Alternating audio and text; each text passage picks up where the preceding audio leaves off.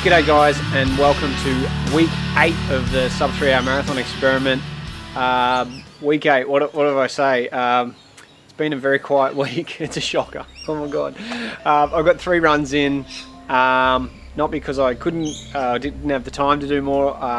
It's the Niggle, and the Niggle's getting a bit of a concern, to be honest. So I did back it off to 45-minute runs like I talked about in last week's video, and stopped trying to push it out to an hour 10, just on sort of normal everyday runs, and make the during the week runs nice and easy to then look forward to, quality long runs. And I want to start introducing in the next probably 4 to 8 weeks, start to introduce speed sessions and stuff back in. So I want these quality sessions to be good.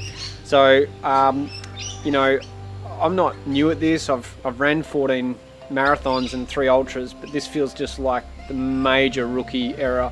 And I'm kicking myself a little bit because it's clear now that I've ramped up the mileage just a little bit too quickly.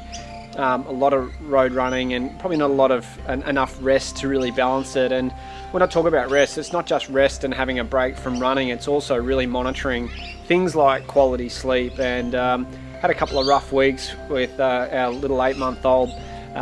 He's teething and all that sort of stuff. So when sleep's being affected like that, not that I've had many babies in the last few years, but you just got to really pay attention to the rest. And trying to get up early and run at 5 every morning has probably got on top of me a little bit. I'm very fortunate. I sort of work quite freelance and work from home, so for me to be able to get up at 7 o'clock in the morning and help out during the night and get that extra hour or 2 hours sort of rest would have probably been a little bit more advantageous. So big lesson learned, and it feels like a real rookie error, because looking at the totals last week is a little bit concerning about the progress that I'm sort of missing and just how much I might have put myself back. So that's a little bit of a concern, because as Phil Maffetone talks about in all his stuff, like true endurance athletes really should never get injured if you're training at low heart rate. And it's one of the things I actually really love and am essentially trying to endorse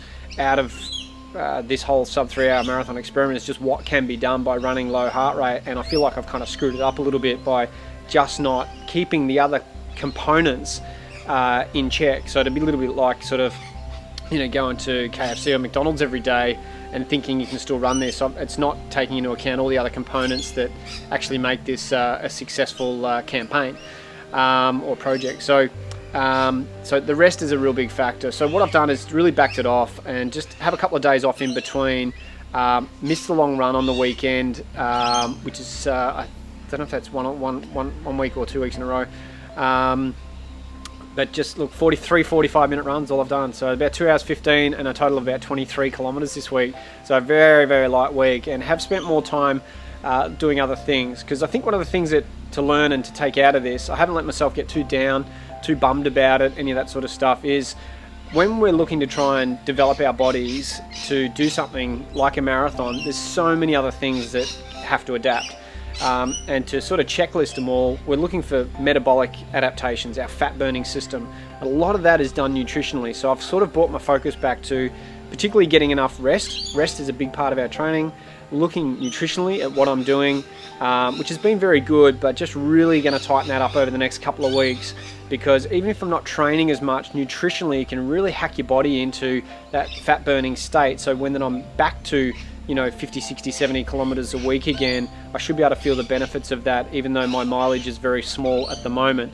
So rather than sort of sitting around and bitching and moaning and sooking about where I'm at, look at all the things that you can do. And if a short checklist of all the stuff that has to adapt, bones have to adapt, ligaments, tendons, muscles, lungs, heart, and metabolic. So I always sort of look at it like there's those 7 things that need to adapt in our training and in our bodies as we get used to it. And obviously there's going to be times where our muscles are a little bit tired, or we're feeling a little bit of ligament strain or something like that, and we need to back off a little bit. But it doesn't mean we have to not do anything and go into complete downtime and sit around sooking that we can't do anything to keep advancing ourselves. So I'm going to really concentrate on the rest.